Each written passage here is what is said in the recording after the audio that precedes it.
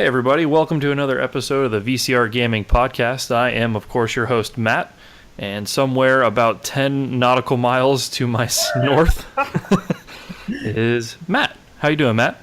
Oh, doing all right, man. Having a good night here. I was, just before we started recording, I've been watching that Dragon Ball Z Abridged. Right, you've been telling me about that at work. Oh my god, dude, it's so funny. Even if you're not a fan of Dragon Ball Z, you need to watch it. It's just hilarious. Ooh, I have a fresh, shiny 32 gig USB stick, Matt, at work. I'm going to give that to you tomorrow. Can you hook me up? Oh yeah, for sure. Sweet. Sweet. Yeah, no, I'll get it over to you. But yeah, other than that, no, I've been just got home from work. Just feels like a couple hours ago, and it's been hanging around. What about you? Man, I've been through it talking about work. Last night I basically stayed up all night. We had a bunch of upgrades and stuff going on, so I worked for 30-something hours or 36 hours straight or something. I took a nap and ate some food, and here we are, man. So just keeping it busy, you know? Yeah, that's right. I forgot there was that big upgrade going on. Yeah, I slept really well last night, so... Oh, how nice. Son of a bitch. I'm going to pay for that. I got to work 12 plus hours in the next 2 days, so... That's true, you do. And last week, actually, something interesting. I was on call, and I got a call from one of our vendors looking for you. You stayed 2 hours late one day last week for no good goddamn reason. Yeah, which, I mean, it does suck, but at least I didn't have to... At least he called, before he was supposed to show up, instead of me just waiting around being like, all right, where the fuck is this guy? Which they're known to do, if we're honest. Oh, yeah, definitely. Shit. So, aside from that, family stuff, the wife and I have a date planned for the weekend. So that's kind of fun. You don't get to do those very often. So I'm looking forward to that. What are you guys up to? So our 10-year wedding anniversary was, a little over a week ago.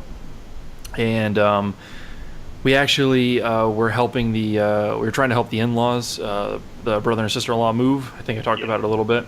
And so we kind of were keeping the weekend open for that. And then I was on call last weekend, or this past weekend, so we actually had to delay our festivities for our anniversary until this weekend. So that's the occasion. We're just gonna go. We got some reservations at a steakhouse, a pretty fancy little steakhouse, and we're just gonna kind of kick it. Probably maybe see a movie, something like that. Boring adult life.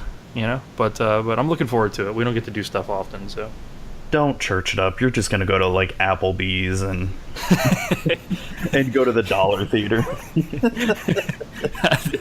Actually, I'm not opposed to that. The Applebee's part.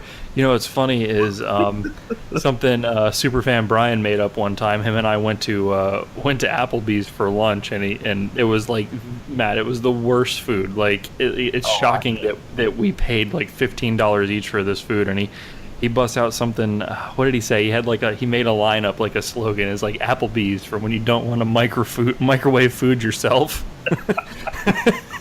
And it's so dead on. Oh, dude, I know. But no, that'll be cool. That'll be exciting. 10 years. Congrats on that, man. Thanks, man. Yeah, we've been together. Actually, in a couple weeks, we'll actually have been together for 13 years, but married for 10, yeah, which is crazy. You're getting damn close as well yourself, Matt. Yeah, I think, fuck. How old is my kid going to be? Oh, she's going to be 8. 8 years of marriage. At least I know whatever age my kid is going to be, that's how many years married I'll be. Yeah, so you're creeping up there as well. It's nuts. It's kind of cool though, right when you've been married for 10 years, at least in my twisted head, right? Like when you get somebody that refers to you as, oh, you're just a kid, or what do you know, or whatever, or you're bitching about your significant other, or whatever the case may be. It's like, now, but I've got that. Yeah, but I got a decade under my belt. What I mean? Like, I'm no longer in the newbie club, double digits. You know what I'm saying? So hold your breath there, old man. Let me handle it. I know it's like I read Facebook or Twitter posts of people complaining about, new relationships, or you get the ones where they're like, oh, I don't want to do anything without my significant other or whatever. I'm just like, whatever. You're like, yeah, she's here somewhere. It's like, well, no, don't get me wrong. Don't get me wrong. My wife and I plan stuff together, but we also understand that we need our time apart too, to do our own thing. Oh, absolutely.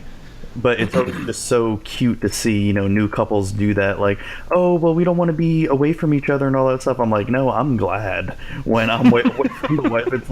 It's like, shit, I need a break from you. No, but I love her to death, though. No, I know. And obviously, if y'all are doing something right, if you got, that many years under your belt. So, yeah. But that's about it for me, man. Like I said, I just been busy with those upgrades. I was on call last week, so just finally getting around to doing fun things. Hopefully this weekend. We got a 3-day weekend this weekend, Matt. I know. Oh my God, I'm gonna friggin' sick. Not really do much. It's like I almost said I want to go to the beach, but yeah, that is a big mistake this weekend. Oh, Memorial Day weekend, dude. I know we were talking about it as well, but dude, I don't know about that. Yeah, it's gonna be brutal. No, we wanted to go to the beach last weekend, but I sort of fell down with some weird sickness with my stomach, and for like 2 days I was down, and it wasn't like vomiting or any of that stuff. It was just pain. And it was weird. I mean, damn, bro. It's gone away now. It was just, I was down for 2 days, man. Like, I didn't do anything this past weekend. Did that have anything to do with Mall 10 Minute, the day that we had that last week? Did we have it Friday? If it wasn't, it was Thursday. But yeah, I feel like it was Friday. I don't think it. Maybe. I don't know. But it was like, I was just down, man. Like, I couldn't. Like, I could not eat anything. I could barely drink. It was... Oh, that sucks, man. Well, don't sweat it, because, we live in Florida, and, there's 4 summers, so tons of time to hit the beach, man, and it's still real early in the season, so... Yeah, definitely. All right, man. Well, so, what are we drinking? I'm drinking 2 things. One, I've got a Kool-Aid Jammers Tropical Punch.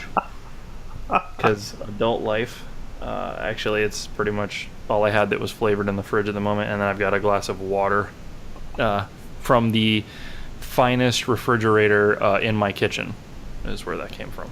Oh, I've still got to one-up you on that. I've got Zephyr Hills Florida Spring water that I'm currently drinking. Still got that high-dollar water, man. That name brand, that designer water, son. Yep, straight from Florida. It came straight from down the street. Actually, I can take you to where that is, where they suck that out of the ground. It's not impressive. It's literally like a pump house, like a shack on a piece of property next to a women's prison. How about that? Well, how big is the pump station? I mean, they not that big.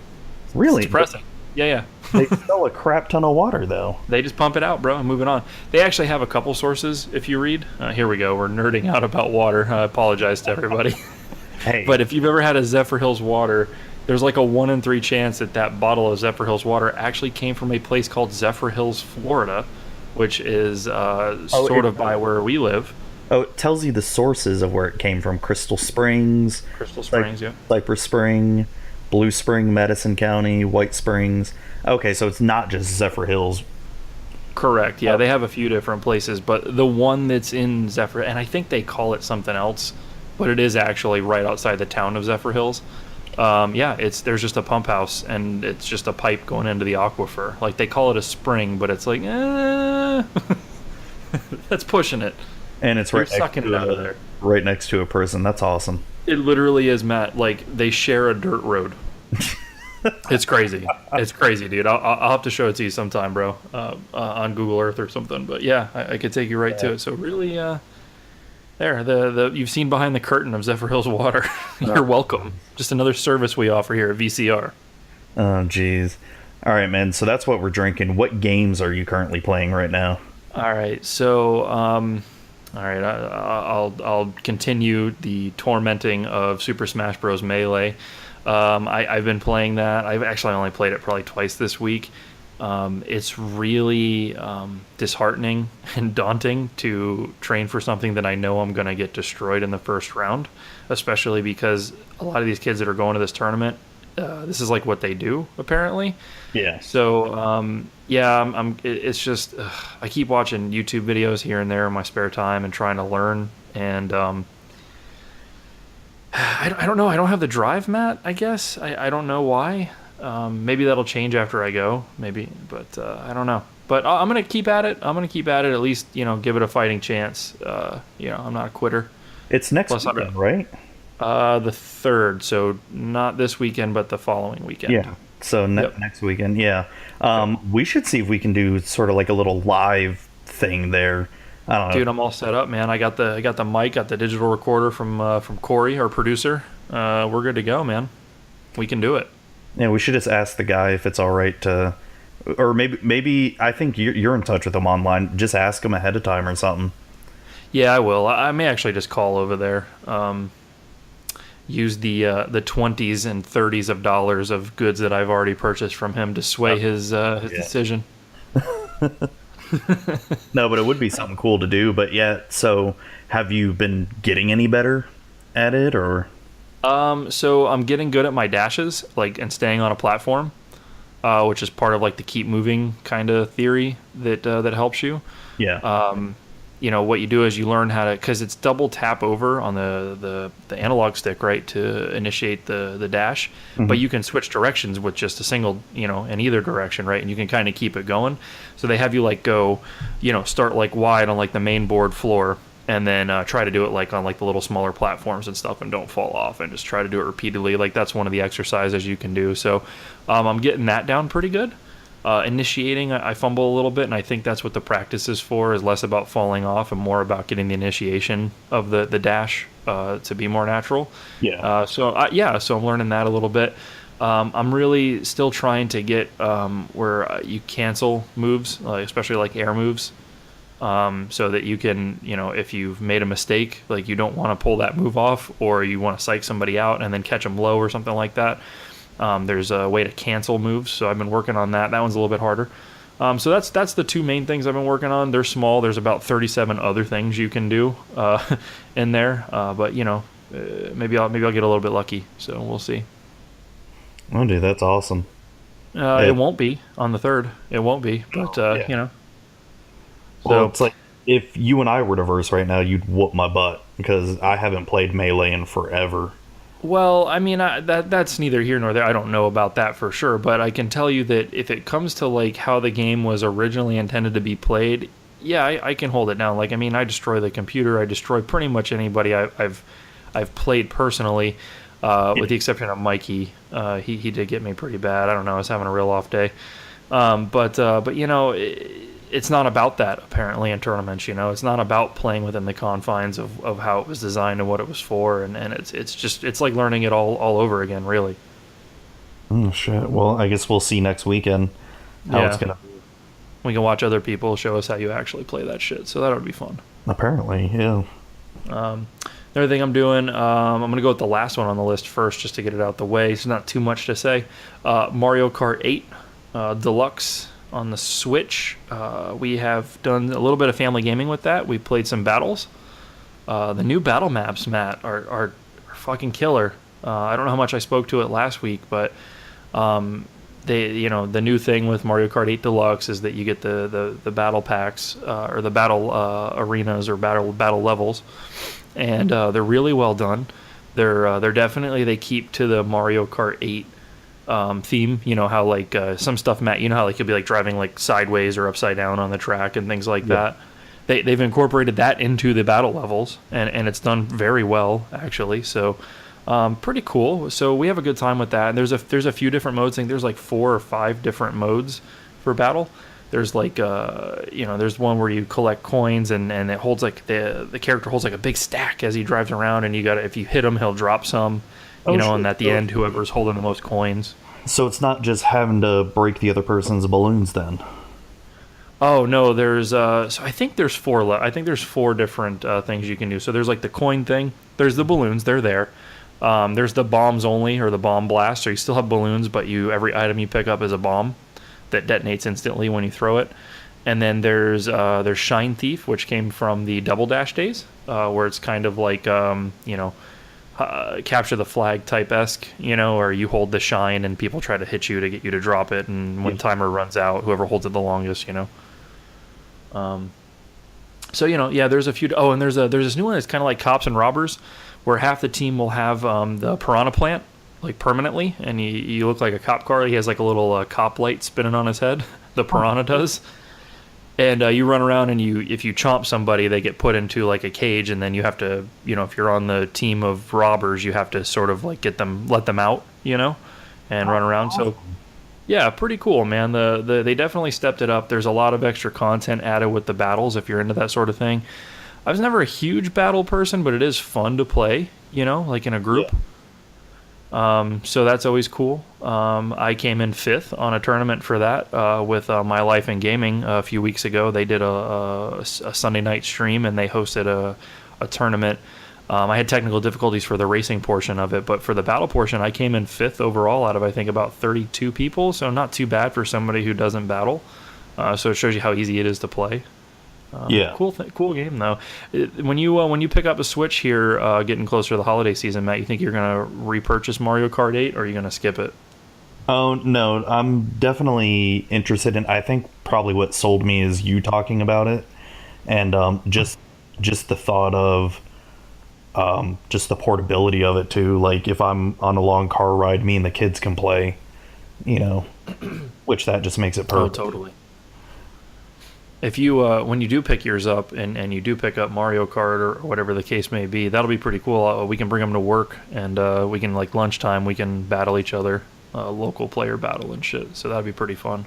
Yeah, it will be. Yeah, no, when I definitely finally get a Switch, it's going to be Mario Kart and Zelda are going to be the first 2 purchases. Solid purchases, man. Absolutely. We went into depth on the Zelda front before. And what's cool is you know what you're getting into with Zelda, Like you've already experienced it, so. Well, and I'm gonna finally beat it too next time I buy it. Yeah, I totally agree with you, man. I think it's kind of shit to, to have to just simply start all over. There's no way to transfer your save. I would stop playing it as well. Absolutely. Yeah, but oh well. Yeah. Last game I got, Matt, is that I've been playing. And I know I started this, over a year ago.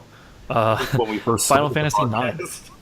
Yeah, upon your recommendation, by the way. Oh, is that right? Is that right? You didn't play it before? Yeah, I had never played it. Okay. I was aware of it, and I think I asked you if I was, if I wanted to play, a Final Fantasy. I think we named off the ones that I hadn't played, and you were like 9, hands down is the one to go with. So that's what I did. I jumped in head first on it originally, and then I kind of put it down for a while. I had a lot of other games going on, other things, but I do keep periodically coming back to it. I'm on disc 2, so okay. Yeah, not too bad. Right now I'm at the I can't think of the name of the town, but I'm essentially out on the world map. I've been out there for a bit now.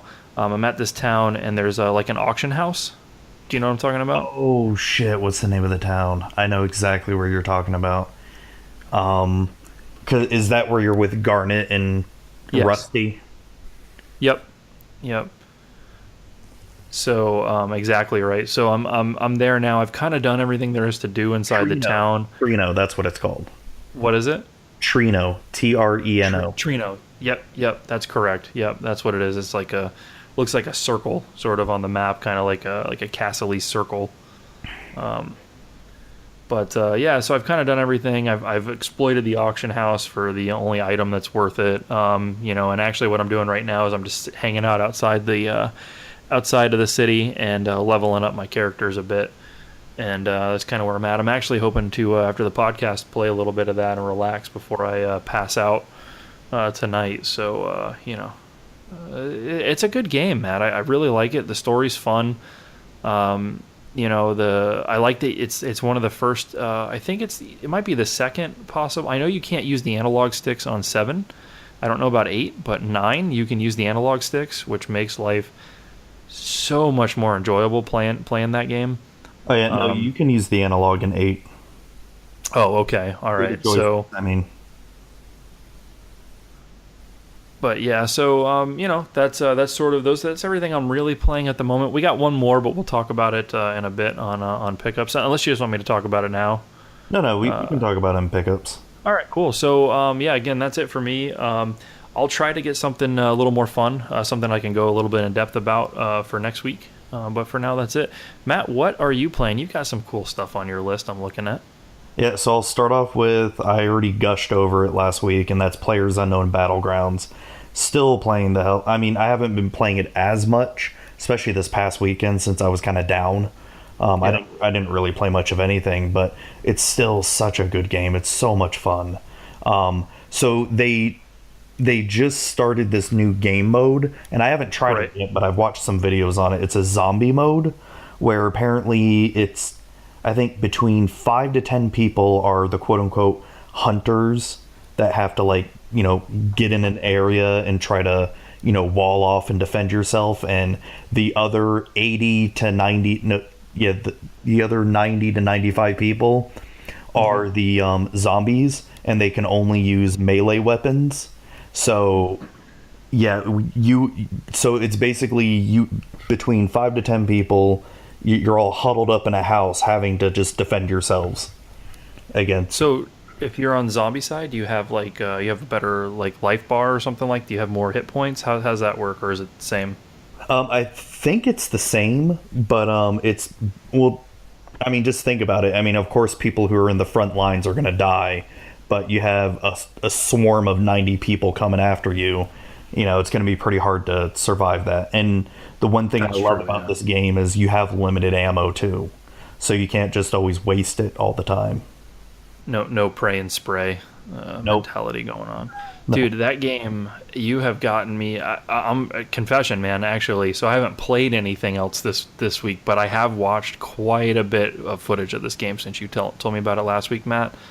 I gotta have it. I actually meant to link the news article and I completely forgot, but it is confirmed they're bringing it to console. So. Oh, that's cool. I've already got it on PC. If you get it on console, I may buy it again because it's that good. Dude, it's got me by the brain, dude. I'm itching to actually check it out and play it. It looks fucking phenomenal, man. So, yeah, just keep me posted on how it's shaping up and everything. I hope that when it launches, it comes out on console. I hope we don't have to wait. That'd be fucking terrible. Well, I know, like I said, it's in early access in PC right now, and they do monthly patches for it right now. But those patches are like huge bug fixes and introducing new stuff. Like they're introducing a new vehicle, they're introducing some new weapons too, some new guns. I can't remember the names of them, but it's cool that they're at least trying new stuff, and they're constantly fixing stuff too. I feel like, and I might be wrong, and I'm not playing it, so I guess I wouldn't be the best authority on this, but I do feel like this is maybe one of the largest, most successful pre-release betas like ever. I feel like it's gotten so much hype. It's all everybody talks about. It's all everybody wants to play. It's all everybody wants to stream, and it's still a beta. Would it and most betas are like short.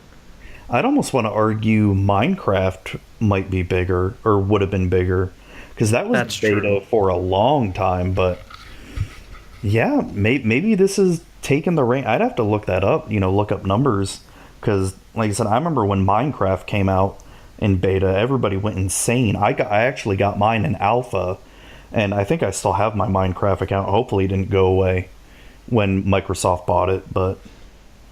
Well, it is Microsoft, so yeah. I wouldn't be surprised, yeah. But it just feels weird that a beta is this huge and this successful, and you know what I mean? Like, it's not normal, I mean, you hear about like the early try betas and things like that, but they only last a week or a weekend. So they don't really have a chance. This is just like, hey, you pay $30, you can come play while we work on it. Well, what's also cool, because a lot of developers are starting to do this now, but a lot of people have bad taste for early access games like this, because a developer will work on it for a little bit and then not touch it for a whole year and never officially release it. So basically they took your money and ran. With these guys seem to be constantly working on this, every month releasing a big patch, and if there's any groundbreaking bugs, they'll fix it right away, and they're constantly in touch with the fans of saying, hey, this is what we're working on. And you can even play with the developers too. They have like a special session every couple weeks where you can play with them. That's insane, dude. And it's like it's so simple, it's stupid, right? That concept, that whole like model. Like, why wouldn't you? I don't know, it just seems like, other companies are so taboo and everything, and it's like, you know what, as secretive as you want to make it seem what you are, what game you're making, and you want to have a big release and all that, look at what this game, who's essentially almost transparent, look what it's accomplishing, so it's a good, and the company's basically a nobody. We talked about the developer name last week, and I'd never heard of them. Bluehole. It's like, okay, well, good job, guys. Yeah.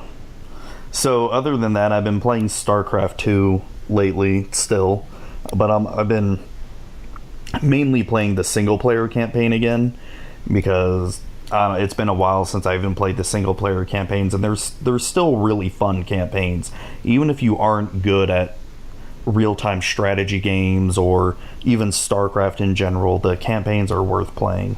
I remember, I'm sorry, no, I never played 2. I'm sorry, I'm thinking of 1. So were you playing StarCraft 1 last week or StarCraft 2 as well? No, playing StarCraft 2. StarCraft 2. We were talking about StarCraft 1. I'm sorry, man. Oh no, it's okay. But no, like I said, I'm almost done with the first game's campaign. I think I've just got 3 missions left, and then I'll be starting the second game's campaign because it's divided into three games. StarCraft's one of those games too. Like, you can just pick up, like, you come home from work, it's real quick to jump into it and just start playing a campaign like that, or to get through. And it really does a good job of taking your attention. So, like, if you really want something to kind of help you disconnect or relieve some stress, and quick, no hassles, it seems like that's actually a really good game because it does completely require your focus. You know what I mean? Like, oh yeah.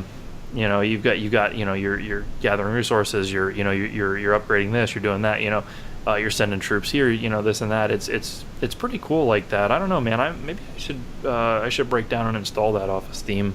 Or off of Battle.net, and maybe give it a go. Do it. I can train you. Give me a pair of chopsticks and catch some flies. Yes. No, my buddy Alec over at So Your Father's a Nerd, he picked up StarCraft 2. I guess they had a bundle deal where you can buy all 3 games for like $30 or something, which that is worth it. That's a steal, yeah. For $30, just the amount of just single player, or not single player, but if you don't want to get into ladder, going 1v1 against people because you're too nervous to do that, or you're not good enough, there's still so much content to do. There's all the story missions, which that is in and itself, like, each game takes about maybe 10-15 hours, maybe even more, to complete just for the single player campaigns. And then they have the co-op missions too, which those are a lot of fun as well. I love a good co-op story mode or mission series, anything like that. That's always fun. It's nice to. Oh yeah. And then of course what made StarCraft 1 famous was the user-made maps. There are tons and tons of user-made maps that you can play as well. I remember one of my favorite user-made maps was, it's you and another team. You have to destroy the other team's base, and the way you do it is you'll see words flying at your base, and you have to type the words before they hit your base. Whoa, what? Yeah. What is this, like the Typing Dead on Dreamcast, dude? Holy shit! Yeah, it sounds dumb, but it's actually pretty fun playing it a few times because you'll just get weird ass words being flown at you. I remember playing this one user made map. Oh, I don't even remember what it was called, but do you remember that one scare game PT or Amnesia? No, I can't say that I do.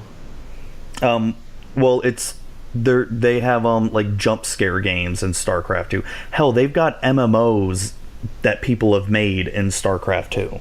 Inside StarCraft. Holy shit. People have remade Diablo 1 in StarCraft 2. And I mean it's not the greatest, but it's a pretty good faithful remake, and there's someone working on Diablo 2 right now, and I played a beta of it. And that's Blizzardception, dude. Yeah, it's a Blizzard game inside a Blizzard game. It is, and it's that Diablo 2 beta I played is like, it's like you're playing Diablo 2. The controls are off if you've played a lot of Diablo 2.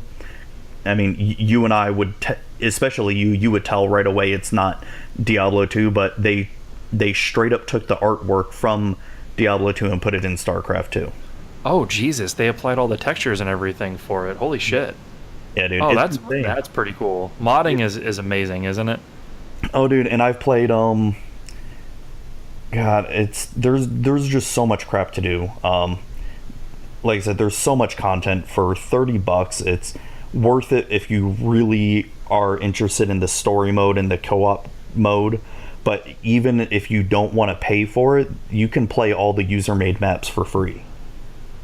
You know, the exciting thing about this that's possibly going to sway me into actually taking advantage of this is it'll play on my shit boxes. Yeah, that's true. So, pretty fun shit. Again, Matt is yet one more time sponsored by Blizzard Entertainment of America. Just slightly. As he praises everything that is StarCraft. Everything that is Blizzard, pretty much. I mean, shit. Yeah, no doubt. Well, it's like that story I had last week. They've got me forever. I mean, they already did, but they cemented it. They're just fucking video game, just magical, like, gypsies, bro. That's awesome.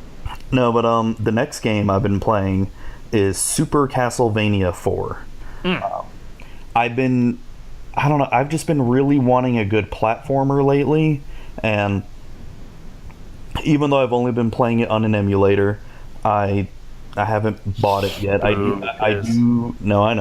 do plan on picking it up, but I've been really wanting to play Castlevania 4 and also playing Castlevania Symphony of the Night for PlayStation 1. Oh, okay, that's the PS1 one. Okay, yep, I'm familiar with it. So I just only been playing Castlevania 4 so far, and I gotta tell you, that game's freaking hard. I can beat the first 2 levels no problem. Level 3, there's just... God, and I don't know if it's just because of the hit detection or the way the jumping is kind of wonky, but there's just some platforming that just absolutely pisses me off in it. Well, a good platformer should, though. I mean, if it's too easy, if the platforming is too easy, I mean, what's essentially the point? Yeah. I'm looking at it here. You might have to grab a repro on that. They're getting expensive. They're all right around $60 for a loose cart. Repros are about 15 to 30. But if you're buying it to play it, there's nothing wrong with a repro.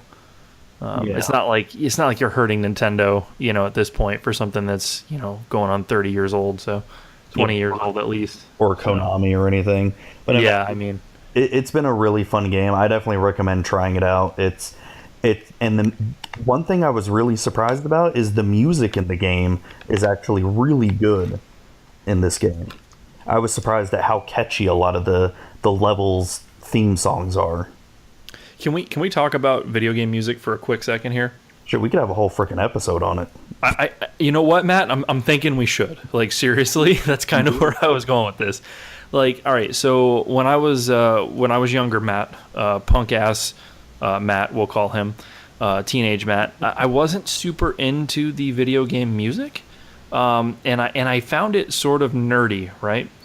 But let me tell you something, man. Over the years, now you can't deny there's always been a song from a video game in your head at some point, okay? Especially if you're a gamer. So, that's a given. But I'll tell you what, man, as I get older and older, it's just like, dude, I'm starting to look for this stuff to find a way to listen to it in my car, like, it's something to it, man. It's almost like gaming when you can't game, and you know what I mean, like or you know, some of these guys, I mean, when they do the scores for these games, I mean, they, you know, even the chip tune stuff, you know, that's done on, you know, by the system and generated, like it's very intricate. It's very, you know what I mean? Like they're making some awesome music, and I don't know. I just feel like maybe I'm changing. Maybe everybody else was like this, and I'm catching up. But man, No, it's I've always really been into music because mainly due to Final Fantasy. I mean, if you look at my Apple iTunes library or whatever, you'll see under Nobuyo Uematsu, you'll see a shit ton of all the Final Fantasy songs under there. he's an amazing freaking composer, man. Absolutely. No, but So like, Castlevania 4 has Super Castlevania 4 has some pretty solid music. I'm gonna check it out. oh yeah, it's even just play the game. I mean, hell, I mean, I know we're kind of against ROMs or whatever, but you know, when I want to play a game, it's just what I want to do. It's what I got to do. Got to get that fix, man. Oh yeah. And I'm going to be doing the same for Symphony of the Night, but that game isn't too expensive from what I saw. It was like $30 That's totally doable. Yeah. But oh, and that's what I went to go look up when I tried to go to the game shop the other night, and it was closed super early. The same one that we're going to the tournament for, right? Yeah. Yeah, I don't understand the hours scheme. It seems like they close right when the gamers are crawling out of bed. It doesn't make sense. Yeah, man. But no, so that's it for actual video gaming. My wife has been really getting into the Pokemon card game, which I think I mentioned before last week, and we've been playing that, and goddamn, she kicks my ass all the time. And and I do have to say, there's one big thing I don't like about the Pokemon card game, and even I noticed it when I played the online game, is when someone has an advantage over you, it is way hard to come back from that. Like, if you're the person that's down and You're pretty much going to stay there. Is that what you're saying? Butler, are you there? Yeah, I'm here. Can you hear me? Oh, yeah. Oh, sorry. It just sounded like it died for a second. Oh, yeah. This internet be damned. Sorry. No. But no, so what you're saying is, like, you can't, when you're down, you stay down, essentially. There is no coming back from that. Yeah, it seems like it's really hard to come back from. And granted, we're not playing top tier competitive decks or anything. So, I mean, take it for what you will. It's just once someone gets that advantage, you're kind of done. And that's what I like about Magic the Gathering more, is even if someone has the advantage, it's very easy to turn the game around, because you could wipe their board, you could, all of a sudden, there's tons of ways to stop their drive, essentially. Yeah. They're throw them off of their course, essentially. Yeah. Yeah, pretty much. I'm not gonna lie, it puts a slight smile on my face to hear that you're getting destroyed in a card game, though, Mr. Magic. So, it's slightly nice to hear. It's. I mean, hell, we played Magic couple days ago too, and she kicked my butt in it. We were playing My Cube, which is where, you build a deck on the fly and all that. And I decided to build a deck that was a little cheeky and it was slow but really powerful. And she decided to build something really fast and quick. So it was just, we had sort of the opposite kind of deck archetypes where, if she wasn't so fast, I'd be able to take her down, but oh well. It was a lot of fun, though. That is cool, man. So, MTG Cube, huh? That's you told me about this. Actually, we still need to check this out. We need to play this, because I'm not one to be that deep into Magic. So just being able to quickly kind of build a deck and go, like, there's a lot of appeal to somebody like me for that. Yeah. The one thing the best way to describe Cube is, it's like a Magic the Gathering board game, where you take it with you, you have some buddies, and you all build a quick deck and play. Pretty solid shit, man. Yeah, and it's the one thing I do really like about Cube is, as the designer of the cube, I decide what cards go in. I try my best to balance all the colors and make sure there's a lot of fun cards to play into. I do have plans for adding in 2 cards. One's called Demonic Pack. It gives you 4 choices each time it's the beginning of your turn, and 3 of the choices are really powerful choices, like, hey, you get to draw cards, your opponent loses life, but the last choice is you lose the game. But the way you get around that is there's another card called Donate or Harmless Offering, where you get to give one of your cards out on the battlefield to your opponent, so you can give that card to your opponent and they lose the game if they can't get rid of it. Gotcha. That's pretty funny. So it's like hot potato, magic card hot potato. Yeah. No, but yeah, that's as far as what I've been pretty much up to as far as gaming goes. Do you want to get into some recent pickups? We can, but really quick before we do that, it looks like neither one of us is really currently playing anything that's all that new. I mean, Mario Kart 8 Deluxe, I guess, is new. I mean, it's been out for a while. I mean, I played the new features of it, but that being said, is new. Oh, I'm sorry. There you go. Okay, well that is, but that's also a beta. So let's talk real quick here. Is there anything getting ready to come out that you have your eye on? That you're going to actually sink some hours into, or you foresee yourself sinking some hours into? Because I'm thinking about it here, Matt, and I'm actually cruising over some websites right now. All the shit I wanted to play is delayed as fuck.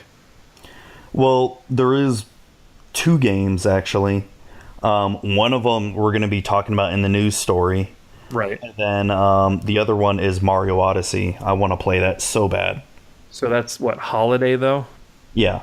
But other than that, as far as anything coming out in the near time, like, say, in a month or 2, no. Well, say for the summer, like, or are we stuck in the retro realm, whether we like it or not, for the summer? Yeah, probably. And I'm okay with that, honestly. Yeah, it's the backlog. It's nice to get through it, and show some attention to the things that you have all the intentions of playing or wanting to check out and just never do. So, yeah, for sure. I've got a backlog. Always, yeah.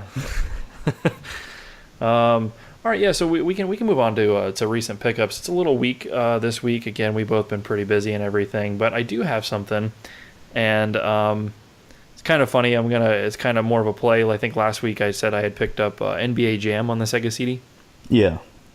So another thing, I picked up another Sega CD game simply because I got it for I think like $12, and it is mint. It even has like the little I don't know if you know this, but or if the listeners are aware or familiar with Sega CD, but the Sega CD cases, you notice how big they are? Yeah. That was to make them stand out from regular CD cases. Well, they're massive and they're really ungangly, and they don't fit anywhere really well. But one of the things they had to do is they had to put this little foam insert that just kind of floats around in there, and they put it on top of the disc. And I never really realized what it was for. I figured, well, the CD's snapped in. I mean, nothing's really going to happen to the CD. But I just haven't had a complete or nice Sega CD game until I got this Mortal Kombat. And noticed that the booklet sags in the middle because these cases are so big. So they put this foam piece in there to keep the booklet kind of pressed up against the outside of the case so that it looks better. So really funny shit. But that's how mint I got this copy of Mortal Kombat for the Sega CD for like I said, like $12 retail at a store too.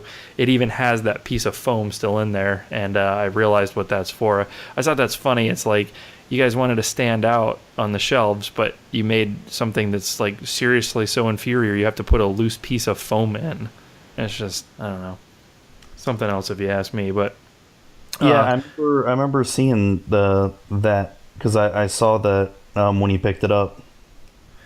Oh, that's right. You did see that one, as a matter of fact, in person. That's right. Remember how that game even has like stories and stuff in the book? You remember those days? Oh my god, yeah. That would always be one of my favorite things. Like you go to the store, buy a game, and then you open it up on the way home and get to read the instruction manual. You know, Yeah, and actually get something useful out of it or feel entertained. yeah. Yeah, no, none of that. I mean, it still has all your usual buttons and shit like that, which with the original Mortal Kombat on any form of Genesis, Sega CD or not, is not very involved. The control scheme is very minimal. Um, So but yeah, how is it on the Sega CD? I don't think I've ever played it on Sega CD. so again, we talked about this before. The Sega CD is limited to the same, I think, 64 colors on screen at any time, like the Genesis, because it runs through the Genesis. Yeah. So, don't expect much in the way of graphics or anything on this game. It's they're all pre-rendered sprites and pre-rendered backgrounds and things like that, which was all the rage back then. It sort of started with Mortal Kombat and Donkey Kong and Killer Instinct. So it looks the same as pretty much any other system you've played it on. I feel like the Genesis ones, although the controls feel a little more responsive, and it might be due to the faster processor in the Genesis or not, but I always feel like the Super Nintendo Mortal Kombats look better. I don't know. Did you play them on both systems back in the day? Yeah, I had them. See, when my parents first divorced, my mom had the Super Nintendo, my dad had the Sega, so I had Mortal Kombat on both systems, and I always liked it on the Sega better.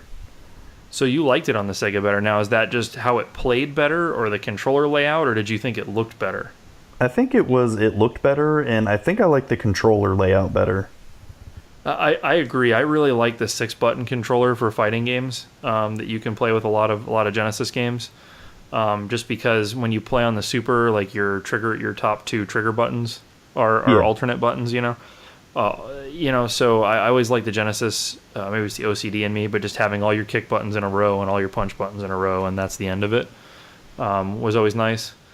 I feel like, I don't know, Matt, now you're making me question it. Maybe I just don't remember how shitty Mortal Kombat looks in general. So I think I have like Mortal Kombat 3 on the Super. I'll have to pop it in and do a comparison, but I wasn't impressed, Matt. I wasn't impressed with how it looked. It plays fine. It plays normal. It does have some real actual music, being Sega CD, which, again, we talked about before, is all Sega CD really brings to the plate. There's a couple exclusives and some of that full motion video stuff you get out of the CD, but mostly it's the audio. You're getting like real wave files, like studio quality stuff. So, and again, that's pretty much all you get. There is one awesome thing that it adds, Matt, and I'm going to let you guess as to what it is. What does Mortal Kombat on the Sega CD bring to the Genesis that it was lacking before? Load times? Load times, that's right. We got glorious, unbearable load times on this game. So if you like Mortal Kombat just the way it is, but you just want to wait a little longer, pick it up for the Sega CD. That's my recommendation. Sounds good to me. Yeah. No, it's Mortal Kombat, dude. But it's cool. It's a neat piece. It's cool. It's cool to hold. It's it's super minty, the one that I got. So I mean, oh well. No, but I mean that's cool. I haven't.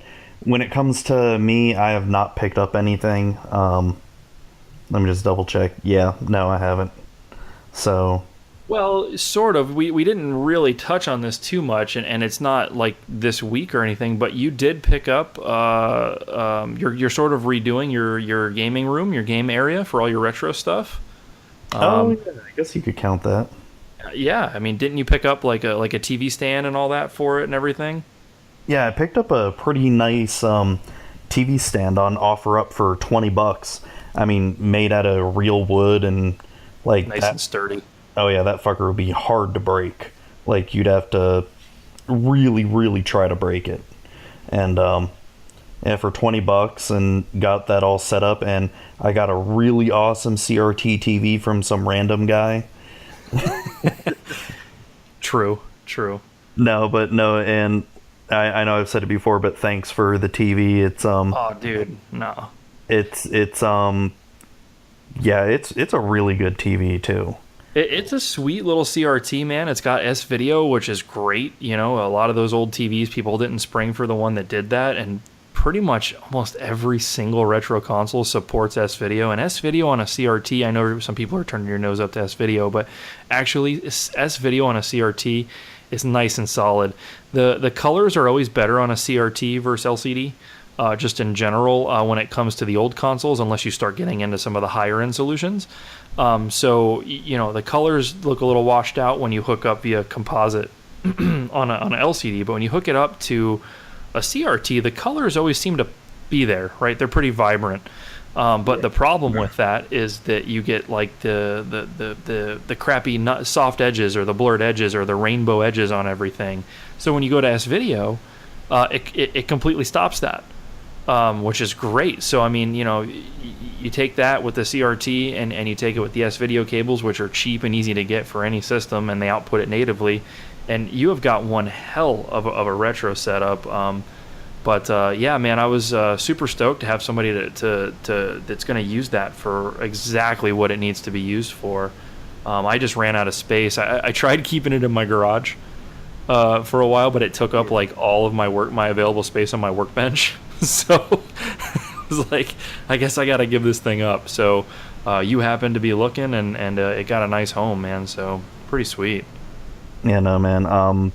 It's ridiculously good, and yeah, my Zoe was playing Super Mario World on it just tonight, and she is starting to slowly get better at it. She's able to beat the first couple levels at least. Dude, if you've never played, like, we take it for granted because we played these games for our whole lives now, If you've never played that, Mario and shit, I don't care who you are, young or old, it is challenging, man. You have to develop that muscle memory, that feel, It's approachable, like anybody can kind of grasp the concept and get in it and start having a good time. But that muscle memory that we all have, with that, where you fly through it and all that, and the control, like, you really have to build that up. I think a lot of people don't pay attention to that. Yeah, it really is interesting you say that, because you and I, we've been playing Mario games forever, and I still notice I do the same thing. Like, when I first picked up Super Mario, or the new Super Mario Brothers Wii U, dude, I breezed through that game. I didn't try to find, the secret levels and all that. I'm just burned through it, and then, I complained, oh, this is way too easy. I didn't try to find all the star coins or whatever the crap. So I pretty much do the same thing. Of course, I play it with Melissa and Aiden. They love those games as well, and they spent some time looking for that. But like, when I sit down to play it, I did the same thing as you.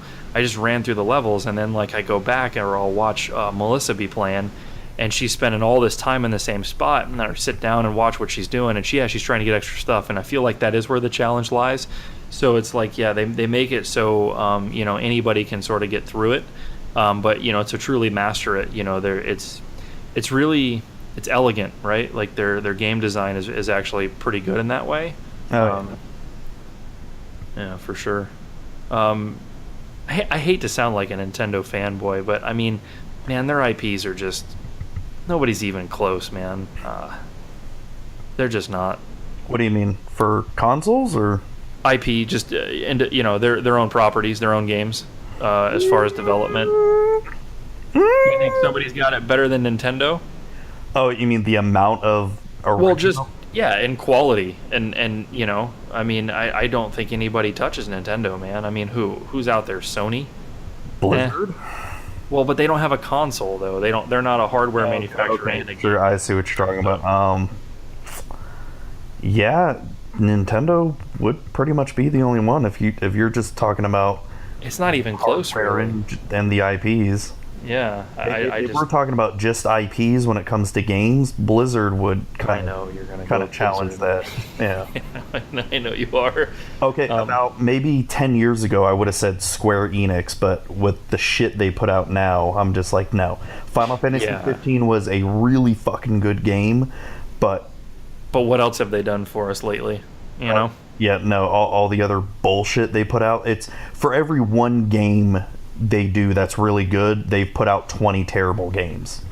Now, if we're talking overall of all time and not counting what they do nowadays, I'm going to go ahead and throw Konami in there because, yeah, they're terrible as of late, but Dude, I mean, they crushed it in the NES and SNES and Genesis days. And even into the next gen, the PS1 and things like that. Like they killed it, man. I don't know. Konami might be one of those, one of the top contenders if you go all time. Yeah, but dude, so many properties from Konami. Well, man. no. Many. I completely agree. But when we talk about, nowadays, it's just sort of like, yeah. Oh, they're a fucking joke, bro. Yeah. No. What, they make pachinko machines now or some shit?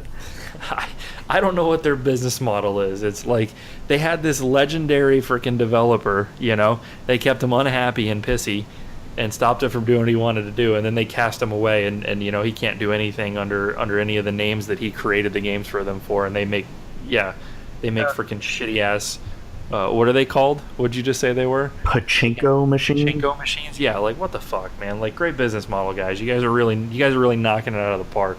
Oh yeah, and they're the reason why the end of Metal Gear Solid 5 is completely terrible from everything I've read. I refuse to get that game. I hear the game is really, really good, gameplay's great, but the storyline for the single player is incomplete, apparently. I've heard the exact same thing, Matt.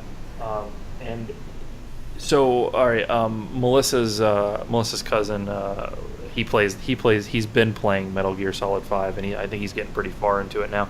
And he showed me some gameplay footage of it, and it looks badass, dude. It looks phenomenal. Like when I see that, like I really want to play it.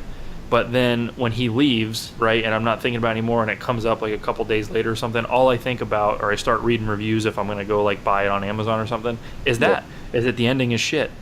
And it just, I don't know, I guess maybe that's keeping me away from it, just because like I don't want to see it happen. You know what I mean? Like, yeah, it's definitely keeping me away from it, because that Metal Gear Solid, you kind of play that for the story, I mean, that's the only thing you'd play it for, absolutely. I mean, it's still fun gameplay, and it's very tight controls and things like that. But no, yeah, it's the story. I mean, that's the saga of it. That's why you keep coming back to it, and to totally fuck it over, it's just, it makes no sense to me, man. What other game can get away with 5 minutes of gameplay and then a 30-minute cutscene? Not very many, man. And I wish I was joking, but that's literally how the game is. You're right. You're right. It is. But yeah. I mean, we can go on and on about it. You want to get into some news stories? Yeah, man, let's, because we've got some shit that's really eating at me, and I want to jump right into the first one. Oh yeah, man. Yeah, because it kind of pisses me off too. Yeah. So, all right, everybody. As you guys know, Matt and I, although we don't agree on our lists where this game falls and what number of our top 5 or top 10 lists, but we both are big fans of Red Dead Redemption. And I will concede, even though it doesn't make my top 5 or maybe not even my top 10 games of all time, I will say this was the best PS3 game I played. Okay, all right. So I almost accept your apology. But so we're Matt and I, hands down, huge fans of this game. Very well done. I mean, it's Rockstar. You want to call it mainstream, whatever. I don't care. Grand Theft Auto is fucking great too. If you think that it's not, then I don't know. There's something wrong with you. But anyways, we so Red Dead Redemption comes out of Rockstar. Generally, so what we saw the last time it was out is it was on the sort of like the beta platform for what initially ended up being Grand Theft Auto 5, as far as the weapon selection went, some of the cover mechanics. It has a very, the menu system and the controls. It's you can tell that it's an early version of what ultimately ended up being Grand Theft Auto 5. Yeah. So for those of you that don't know, Red Dead Redemption, of course. Okay, so coming with that background, what is it? Well, it's Grand Theft Auto in the Old West. It's exactly what it is. It's no different. It's all themed. It's done impeccably well. The voice acting is fucking great. Dude, I mean, look how good the graphics looked on the first one on PS3. Let me pull it up. It's been a while since. I don't know if screenshots are going to really do it, but like I fired that game up not too long ago, maybe a couple months now on the PS3. And I mean, just the environment, it looks so good. And that game's 720p. It's not even 1080 like Grand Theft Auto ultimately ended up being. and it just looks great. So I mean, it literally checks every box for me, Matt, and that's why I rank it so high. I think is because the third person controls are some of the best third person controls that are out there. The environments are amazing, interactive. They don't feel hollow and boring. They're very lively. Stuff's going on. Everything's animated. The story is great. The voice acting is great. The length of time it takes you to play it is perfect. They usually support it with DLC. It just checks so many boxes for me, Red Dead, and that's why I hold it so close. Are you got any screenshots pulled up? Yeah, no, and I'm looking up the sunset screenshot, and man, it still looks so good. For a last gen console, it's great, and I'm sure there's modders and stuff out there that could apply modern shit to it. But I mean, for the time, and for me to turn it on recently and still be like, yeah, no, I could play this. A lot of modern games don't hold up real well with their graphics. You know what I mean? Like, they're good at the time, and you have a great time with it. But if you come back 5-10 years later, a lot of times they don't hold up. Oh yeah, there's definitely some PS2 and PS3 games you try to play now, and it's just it's hard. Oh man, there really is. I'm looking at my PS2 collection the other day, seeing if I wanted to play something on there, and I keep coming back to the same old games, and it's because these other ones are just like I used to play SOCOM like crazy on the PS2. Matt, it's not playable. It's really not. Like, it's bad. The controls are all off. Like, they've really dialed in controls for shooters now. Like, it's not. You take it for granted, the button layout that we're all used to, but it didn't have it back then. It wasn't even an option. Graphically, it's very chunky. It's hard to see in the distance, so some of that shit definitely does not hold up. You're right. So Red Dead Redemption 2 was announced, and Matt and I got giddy, schoolgirls. We were super stoked about it. Basically take our money, pre-order. When's it coming out? We were told the fall. We fell for it because Rockstar. And, we were super happy. This was going to be something we were going to play well through the holidays, Matt, I would assume. Right? Yeah, sure. Talk about it every day, shit like that. And these assholes, in typical, Rockstar fashion, have delayed it until spring of 2018. And I, for one, will not stand for it, Matt. You won't stand? What are you going to do? Not play it? I'm going to sit here and take it, and the second it comes out, I will have it. That's what I'm going to do. Are we going to do a Grand Theft Auto 5 thing where we do the midnight release? That would be fun, wouldn't it? We should go to the same one, though, this time. Yeah. That would be fun. When Grand Theft Auto 5 came out, Matt and I, we were at different GameStops on the phone talking about all the activities that were happening around us and the madness of Grand Theft Auto 5. Oh, yeah. Dude, I'll never forget the guy right in front of me. I don't remember what we were talking about, but he just said, like, man, I can't wait to go home, load this up, smoke some blunts, and rob some banks. Like, oh. You're like, well... I saw a dude. He came out and he had the first one. He was the first guy to get it, and he's just holding it in everybody's face coming through the line, talking about it, and he totally tripped and busted his ass, and everybody laughed at him. So that was pretty awesome. Oh, he deserved it. He did. He wasn't doing it like to be cool. Like, hey, check it out, guys. He was like, nah, you suck. I'm going to play it first. Bam, face plant. Totally made my friggin' night. Just that alone. This time, if we do it, we need to take the day off, like, the next day. God, how are we going to... fuck, Brian listens. How are we going to work that out? This is going to be a year from now, so I don't give a shit. He's going to forget. Good point. Yeah, I think we should, man. I think we should, and then maybe even Twitch it up for a bit while we play. I think that'd be cool, man. But... we'll see if it comes out in spring. I would not be surprised if it's delayed or at least pushed to the last possible date that can be considered spring. But it really is a hit to me, Matt, because it's just now spring is ending. So essentially it's delayed a year. We were promised it late this year, which I was coming to terms with. But, what this is essentially delaying it by half a year. You know, they have this quote. I'll see if I can find it where they're trying to stick up for themselves here. Basically saying that, they're, let's see, Rockstar has delayed pretty much. Okay, we are very sorry for any disappointment this delay causes, but we are firm believers in delivering a game only when it's ready. Okay, but a half a year delayed? Like, you mean to tell me? So maybe don't make such a tight goal originally. I mean, half a year? That's just, I don't know, man. We're gonna buy it, but I'm not happy for sure. No, I mean, in the positive side, you can look at this is at least it gives them more time to polish up the game. That's true. That is true. And I will say this: that the one on PS3 was very polished by the time that we got our grubby hands on it. So I mean, that's okay.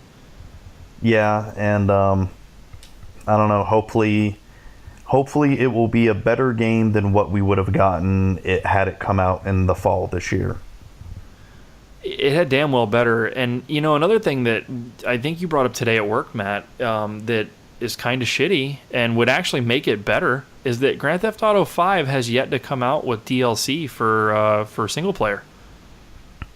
Yeah, and that's what I'm kind of worried about with Red Dead Redemption 2, that it's going to fall into the Grand Theft Auto 5 trap. While Grand Theft Auto 5 Online is really fun, like Yumi and Super Fanboy Brian had a lot of fun playing it. Oh, absolutely. It's just, I still really enjoy the single player DLC of Grand Theft Auto 4 though. That was some really good single player stuff. Oh man, they had so many of them. The Ballad of Gay Tony. What was the biker one? I mean, yeah. It was like whole other games, man. I mean, they were like no less than 20 hours of gameplay, if not more, each. Red Dead. Maybe there's hope for Red Dead because they did Undead Nightmare for the first Red Dead, which was essentially a whole nother game. Sort of alternate universe. I still have not played yet. I need to play that.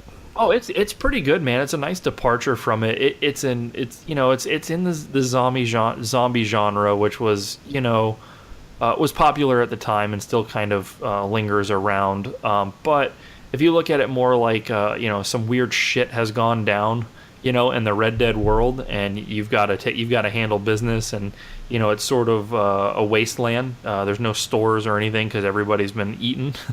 It's kind of fun, man. I think it holds up. I would replay it absolutely, but this new model they have is like only catered to online, and online is fun and all, but when you're trying to be serious about it, like this late in the game, like you and I, we can't jump in and do missions in Grand Theft Auto Online and actually get out of the game with money to buy things. Oh no, you have to purchase money in order to even do anything in the game. Yeah, which I'm sorry, but you've lost me essentially. So if we had a DLC, if they're like, if they would initially been like Red Dead won't be out until spring 2018, but hey, summer 2017 we got DLC dropping for Grand Theft Auto 5. Man, I could not be happier. But I think it's at a point where I don't think they will make any single player DLC for Grand Theft Auto 5. I think they're done with it, man. No, they're not done with the online because they still make so much money off it. They just released like a new update for it, like adding in new modes or something just last month or something like that. I feel like, though, when Red Dead comes out, because Red Dead has an online mode, and a lot of the games that you can play online in 5 were carryovers from that. So I would actually I'd be willing to bet that when this comes out, this is going to steal the thunder away from that, and this will sort of be it. I think that this is going to be very similar to online. I mean, I'm sure people are still going to play it for quite a while, but I think their focus is going to turn to this, if I had to bet. Well, we'll have to wait and see. I definitely don't doubt that happening. It's just, and I know you and I will probably play the online of Red Dead, but I don't see that being our main focus, though, at all. No, I want the story. I get into it, man. I really enjoy it, Oh, yeah. I think my Facebook status and profile pic was John Marston one time, and it was mi nombre es John Marston or something, and I never do that shit. Yeah. So I get into it. So, well, super pissed off about this. It's not shocking news, but it is shocking how far it's delayed. Rockstar, I mean, they're going to deliver, so there's no question there.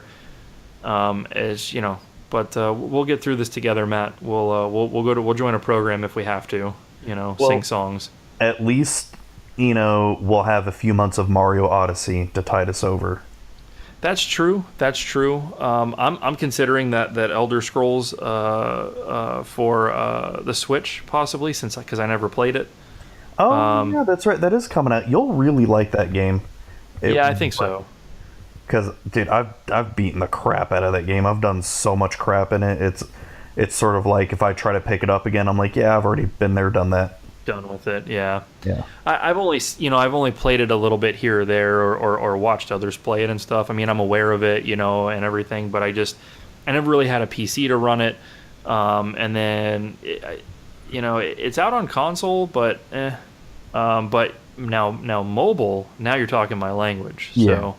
So. One thing I recommend with Skyrim, and this is just my personal touch with it, is I only enjoyed playing the game, and same for Fallout 4 and 3, I only enjoy playing in first-person mode. Because I feel more immersed in the game that way. I could see that, but how's it control, though? It controls just fine.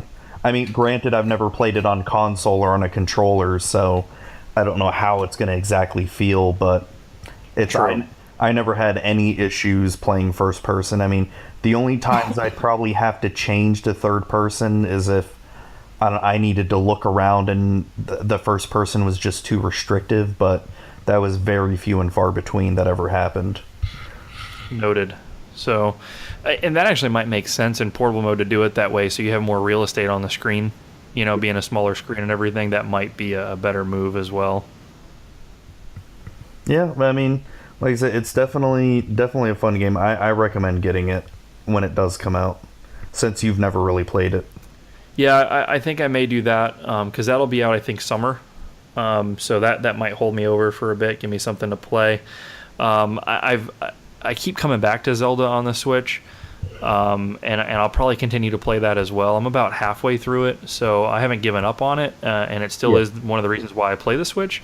But I think Elder Scrolls is going to be just, I don't know, man. I've wanted, Matt, and you can probably relate to this. I've wanted like a current gen console. Yes, argue with me about if it's current gen or not. Okay, that's fine.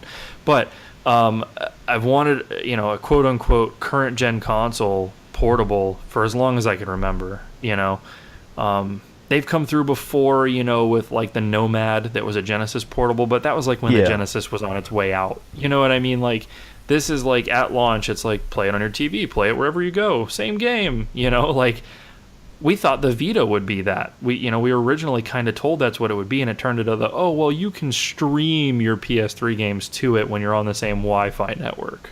So there was some asterisks there. So this is cool because there's something to it. It's like I have this massive game, this Skyrim game, this Elder Scrolls game that was PC. It took a powerful ass PC to run it when it came out. It's crazy deep, all that, and I'm playing it in the car while my wife drives. Like there's just I love that shit, man. Like I live for it. I think it's awesome. Yeah, you're right. I completely forgot that the Vita, or we thought the Vita was going to be something similar to that. Yeah, they kind of, somebody will probably correct me if I'm too terribly wrong on this, but they kind of did originally market it as like, pick up where you left off on the go, and that turned out to not be the case at all whatsoever. Clever marketing by Sony, I guess. For clever, sure. I mean just lies, but whatever. And so our next story here is, what do we title it? It's Street Fighter 2 Turbo on the Switch. So the article you linked was just what the pros think of the new Street Fighter 2 on now Switch. There's Street Fighter 5 pros though, So okay. so they're the new gen guys. Now one of them is old and he did play 2 back in the day when it was out, but all the other ones have never even played 2. Oh, so I just thought that was interesting. You're talking about they played it competitively, right?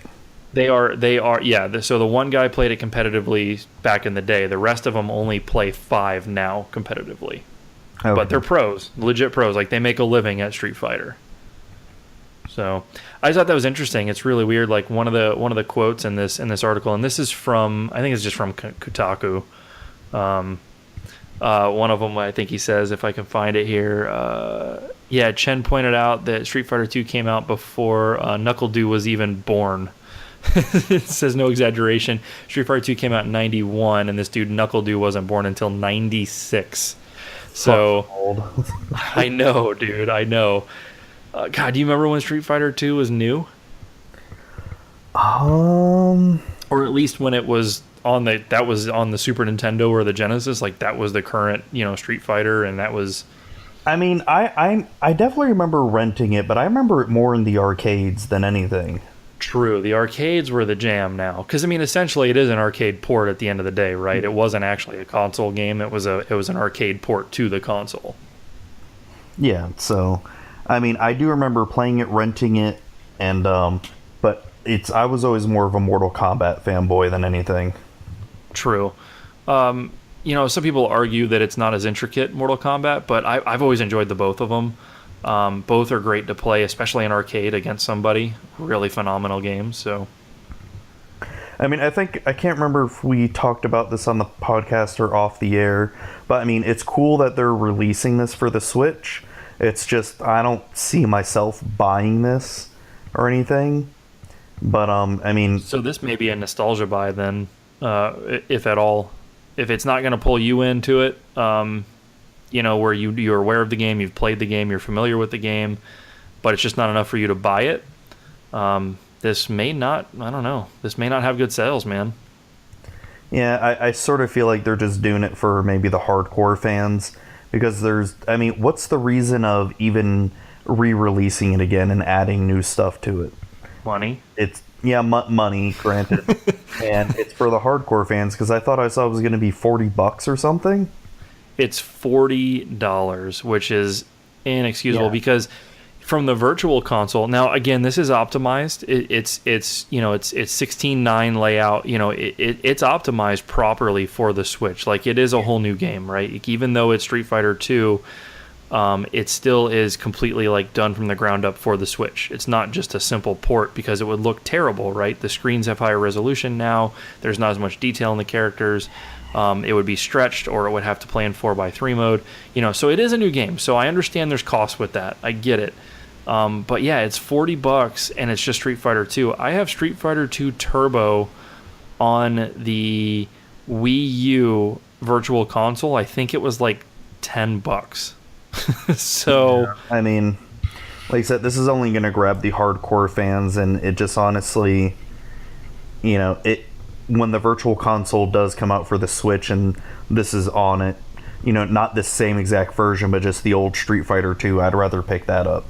I'm in agreement with you, but I am a fanboy, so I'm actually going to buy it, but I don't represent the norm when it comes to this game. So I do think that more people that are going to fall in your group. Everybody you talk to always remember Street Fighter 2 or whatever, but the amount of people that like really really like it, like I do, are getting fewer and far in between. So I don't know that this was even a good move for them to even waste time developing on. I'd be surprised if they made money off of this deal. I could be wrong. But well, I can't imagine this game taking a lot of manpower to do, because they already had they already had to have most of the assets and the code for it, and it's just having to redo the resolution and add in a few new characters. I'd be really interested to find out how much went into it, though, Matt, because it doesn't appear to be emulated. So yeah. It looks like, I mean, time will tell when we see it for real, but I'm looking at the GIFs and stuff here on the page, and it looks like they've added detail. They might have reworked the whole game. It doesn't look emulated to me. So at $40, it makes me feel a little bit better, but it is, at the end of the day, Street Fighter 2 with like one new character. They added Violent Ken. which one new character they added. yeah, Violent Ken, and that was to bring in some of the newer players to it. I believe was kind of their reasoning for it. So you could look at it in a way that the game itself is $10 from the virtual console, and you pay $30 for a DLC character. That's a great way to look at it. It's fucking shit when you think about it like that. Yeah. No, I mean, like I said, if you're gonna get it, awesome, more power to you. I'm just, Again, I'm not the norm, and truthfully, I will get used out of it. My son and I really enjoy Street Fighter, especially like when we see it in an arcade somewhere. Yeah. So I mean, we will play it. $40, I agree. I don't think that's a fair price. Again, I'm not the normal person that would buy this. I think that the people who are, you're going to miss the mark. Absolutely. Absolutely shit decision. And also, millennials that have never played the game is inexcusable. If you're playing Street Fighter V as a pro and you've never even played 2, which is where it started, I understand you may not even like it. I get that. But you never even played it? I'm sorry, man. That's just disrespectful. See, did they never play it, or just never play it competitively? No. This dude said he never even played it. Okay. And apparently it showed, because it took him it took him like 2 rounds of losing before he was able to catch on. And then actually, I think if you read the article, I think he actually came back and stomped him. Oh, okay. That kind of says a lot, though, too. As how true to the feel and to the play that they've kept it even in the newer versions. So that's kind of cool. No, that's cool. Like I said, if you do pick it up, I'd be willing to play a game or two against you. Oh, dude, I'll bring it in, because you can. That's what the beauty of this is, because it is 2. You don't need a full-ass controller. You just need a Super Nintendo-style controller. We can set it up on the desk and play with the Joy-Cons, anywhere. So cool. There is something to that. It would be a lot better price in the $20 to $30 range, though, for a game like that. You know what I mean? An on-the-go, convenience-type, fun multiplayer game. It's much better suited at $20 to $30. I think $40 is still pretty steep. Oh yeah, for sure. If it was $20, that would make me more apt to want to get it. But for how old is Street Fighter 2 now? It came out in 91. Yeah, 91. Yeah, no, I'm not going to pay $40. Yeah, no, I hear you, man. Especially too, because how many times do you probably have it somewhere or have had it? You know what I mean? Yeah. Anyways, so Street Fighter 2 coming out on the Switch. Let us know what you guys think about that. I'll post up some info once I have it. It comes out Friday. I may or may not get it this weekend. Depends on what I have going on, but I'd like to pick up a physical copy of it. So if it doesn't sell out, I may end up with one, and I'll update everybody on that. What do we got next, Matt? Mobile Zelda.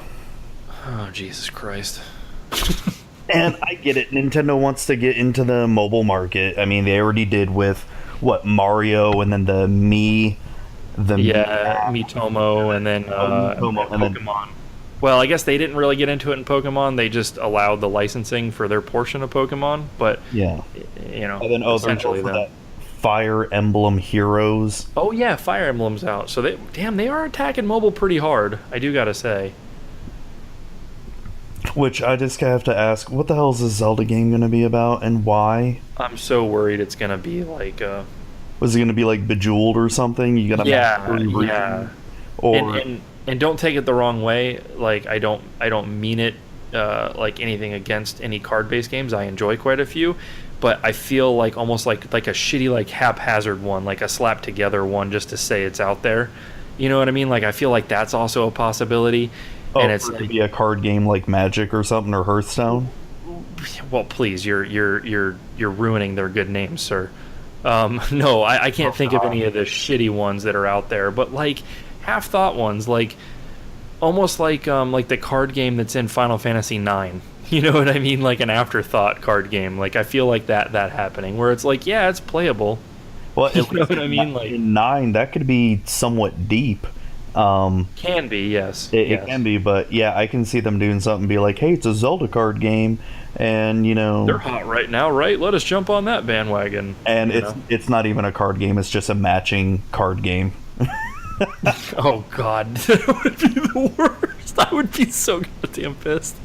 And Somebody said some type of like a dungeon crawler type thing, which that would actually be pretty cool.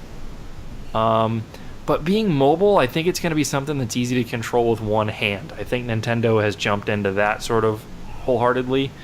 So I really don't know. I'm hoping it's good. I'd like to check it out. I don't have the urge to buy it when I read this. I'm more hesitant. Yeah. You know, like it didn't be like, oh, you know, when I heard about Mario, you know, coming out on the phone, I was like getting it. This, I'm like, you know, yeah. I don't know, let's see how this goes. It makes me a little wary because, like you said, the Mario app, that made sense and it was fun. I enjoyed playing the game. It was worth the $10 for me. This, on the other hand, Zelda, as much as a Zelda fanboy I am, I'm kind of worried about this. Yeah, man. It could screw its good name up, bro. It really could. It's just, what the hell are they even gonna... What is it gonna be about? I mean, they mentioned that it may be out in the second half of the year, which that's coming up next month, is the start of the second half. Or wait, no, July is the start of the second half. Second half of, yeah, likely be out. No. The Zelda smartphone app would apparently follow Animal Crossing, which is likely to be out the second half of 2017. Okay. So it's further out than that. So we're getting an Animal Crossing game. Now that I could see. That I can see on mobile. That actually almost kind of makes sense to be on mobile because that was one of those games that was like fun too. Yeah, that was one of those games that was like real time too. Like if whatever time of the day it was in your world, it was in there, and you had to wait till certain times of the day to get certain things and stuff like that. So being with you and portable like that actually makes sense. That goes together. I can see that happening. Yeah, and like I said, I would definitely be down for an Animal Crossing app. I enjoy the which one did I enjoy the most? It was the Wii version. The Wii. I was on the GameCube one. Was my shit. Wasn't the GameCube one just called Animal Crossing? I think they came out with 2 of them on there, but yeah, it was the original, just Animal Crossing. You want a piece of VCR gaming nerd history? The thing that tipped me off to buying that game, which is sad, is that you could dig up items in that game, and some of those were arcade games. Like old games, and one of them was Excite Bike, and I caught wind of that, and I literally went and bought the game same day. I was like, I'm gonna find Excite Bike and play it. It took like 3 months for me to get lucky enough for it to actually discover it in the game, but when I did, it totally made my day. So that's awesome. Yeah, but yeah, it's it's a cool game. I see that working on there, but Zelda. I don't know. We need more information, which we don't have any, of course. Really, no, not at all. But I mean, if we had to get, so we thought of Bejeweled. It could be, hey, if it's going to be based on Breath of the Wild, it could be like a Cooking Mama type game. Oh, please no.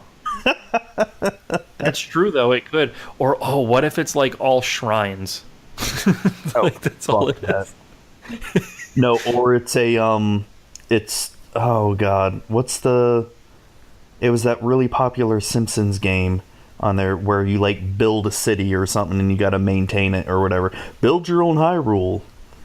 Bullshit. God, no. Or like Clash of Clans, like Zelda. Oh crap, that could actually be what it is. No, ugh. Oh fuck, dude. I hope they surprise us because none of these speculations that we're making are anything that I would play. Or it could just be a Zelda fidget spinner. Dude, have you seen them shits getting into everywhere now? You mean in the App Store? Yeah, so they're in the App Store. There's mods for Roblox. There's literally Fidget Spinner Tycoon. Matt, my son was playing this. This is real. There was... I saw a thing on Facebook. Some chick got her nails done, and she had little miniature fidget spinners that spin on her fingernails. Like, this shit has got to stop. It's getting out of hand. Like, fucking A, man. Hopefully, we just give it a couple more weeks and it's done. I certainly hope so, man. But I don't think so. It's so popular with all the kids, man. Like, it's really blown up. And it's not just kids, too. I've seen grown-ass adults. Oh, there's 2 guys in the office that have them. Who? Chris and Christian. They have them. Wait. Oh, but what, in our department? Yeah. Yep. Oh God, I guess I never noticed. Yeah, they both have. Dude, Chris walked in with that shit like immediately. Like the day like everybody was talking about it, he's like, "Oh yeah." He's like, "Check it out." He's like spinning it around. I'm like, "Damn, dude." Oh my God. Because, okay, both my kids have them, Zoe and Jazz, and it's, I'll take it every once in a while. Like, I'll take it from them and just, like, spin it. I'm like, I don't get it. And, and I'm just, I don't know. It's, I guess I'm not the demographic for it, the target demographic, because I don't get it. But I get what it's supposed to do, though. I understand that.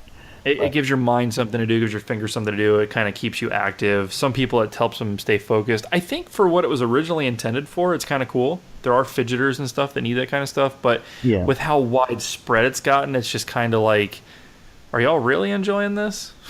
I don't know, man. It's the biggest fad right now, and like I said, it'll die. Hopefully. I'm gonna take a broken console that I have, like a PS1 or something, and turn it into a giant fidget spinner and just walk around. I'm gonna be that hipster, bro. Oh God. Yeah, that's gonna be my life. No, but all right, let's get on to our next story here. I'm sick of fidget spinners. Zelda, that's what it's gonna be. Zelda fidget spinner app. That's what it is. We nailed it. You're welcome. You heard it here first. Yep. And it's literally just a fidget spinner with a Triforce on it, and that's it. With a Triforce, and then you spin it with your finger, you flick it, and it's gonna be $9.99 for only $9.99. Every 100 spins, you get 1 rupee to unlock a new color scheme. A new color, not even a full skin, just a color. Like you have to get. What do you gotta get? You gotta get besides rupees? What else? What's really hard to collect in the game? Skulltulas. Yeah, and like you have to have like 4,000 of those to get a new skin for it. So like they make you buy it. They make you spend real money on it. That's it. We figured it out. We cracked the Nintendo Zelda mobile right now. You guys heard it here first. Breaking news. I wish I had sound effects. Oh God. Yeah, just add some in. Okay. Screw it. So our next story here is Sega is planning on reviving some of their major IPs from the olden days. Yes. Some of them include Comic Zone, which that is a hard-ass game. Probably one of my favorite IPs on Sega, not counting Sonic, is Vector Man. I don't know if you've ever played Vector Man before, but I have, Matt, actually. Believe it or not. Are so much fun. I've never played... No, I have played the second one, but I never beat it. I have the first one still, and that game, they're just really good platformer, like Mega Man type games. Yeah, he shoots like green shit. Am I remembering that right? Vector Man, like green orbs or some shit? Yeah. Yeah. Okay, yeah, I definitely played Vector Man. Comic Zone, too, that's pretty cool. Yeah, and they're talking about Streets of Rage, Knights, Burning Rangers, Guardian Heroes. There's also, they don't have it on the list here, or actually, hold on, because they're talking about the Road to 2020. I'm pulling up the PDF here that the article mentioned. Yeah, me too. While you're yanking that out, the dude, games like Knights, like that would be great to play on a modern console. Have it update a little bit, make it less choppy. One thing people don't remember about that game is it was very, very choppy on the Saturn. Mostly due to how hard it was to program for. But to see that thing run at a better frame rate on something more modern, man, that would be sick. I mean, I think it came out on GameCube, but, I'd like to have it, very easy to play quickly from, one of my modern consoles, or hell, even on the Switch. What? Oh, man, that'd be awesome. Hold on. They don't really mention what IPs they may be reviving, but, yeah, man. There's also Shenmue. Did Sega own Phantasy Star? Yeah, it's Sonic Team makes Phantasy Star, bro. Yeah, absolutely. Imagine if they remade another not remade, but did another Phantasy Star. I'd be in. That seems to be like a long time coming. Did this like leak? Is this like something that leaked out of internal Sega? Is that what this is that we're looking at? Yeah, the PDF, it looks like it's from one of their board meetings. So it's a whole bunch of boring slideshow shit. Sega Sammy Group. I've never heard that. This is cool. Yeah, I don't know what the hell it is, but no, I mean, it's definitely interesting. I would definitely be down for seeing like a new Shenmue, Comic Zone, Vector Man, Streets of Rage, even Phantasy Star. You know, Dude, a really well done modern Fantasy Star, like given like the Final Fantasy 15 type treatment, could be there could be something there, man. I mean, it's already. I mean, look at it like, Final Fantasy is getting to the, action versus turn based, but Fantasy Star's kind of, for a long time already been on that route. So it's almost like they could have the potential to do it better. They almost have more experience at it. So I don't know. That'd be interesting. I don't know, but I'm definitely interested in hearing, paying attention to this story and see what they're gonna plan on doing. Hopefully, we hear something else soon about it. And we need to tweet this link out. This is really cool, this inside shit, man. They're talking about like other shit they're involved in. Talk about diversifying to stay alive. They're gonna build hotels and shit. You see this? yeah, I know, it's crazy shit. Golf course. The shit's called Paradise City. Like, what? Are you gonna be able to drive cars around and Yeah, right. And wreck shit. Guns N' Roses is gonna be playing everywhere you go, just in loop. God. That game made me hate that song for a little while because they just played it over and over again. And dude, it's still on my PS3 because it was one of the free games that I got when they when they leaked my data to hackers. Do you remember that? Yeah, I didn't get Burnout Paradise. I got shit, I don't even remember what. Did you get Infamous? I got that and Infamous. Yeah, I got Infamous and that Wave Racer, I think, or something, or Wipeout. Did you get the one? I think one of the Wipeouts was free. Yeah. I didn't like that game, but No, me either. I actually bought it. I was like, I think that was actually my first digital download, Matt, was that Wipeout HD, I think it's called. Yeah. Yeah. No, not so good. No, but moving on from that, like I said, I think we'll tweet out the link just so everybody can see. And, like I said, I want to pay attention to that story and see where it goes from there. Absolutely. So, our next story, I'm pretty excited about this game. Natsumi announced a new Harvest Moon game, and it sounded like they're trying to go back to sort of like the original Harvest Moon, which I am all for. I have no desire to play some of the modern ones. I miss like the SNES and everything version. Yeah, because what I feel like what they were doing with the Harvest Moon franchise was they were making it way too complicated. And when you look at the very first Harvest Moon on Super Nintendo, there was a lot of stuff to do, but it didn't overwhelm you. A lot of the newer Harvest Moons just, I don't know, to me personally, feel like they overwhelm you with too much crap to do. Yeah, stress you out, man. Like that's the last thing you want when you're playing a video game. Especially a game about farming, It's... True. Who knew farming was so difficult? Yeah, so the game is called Light of Hope.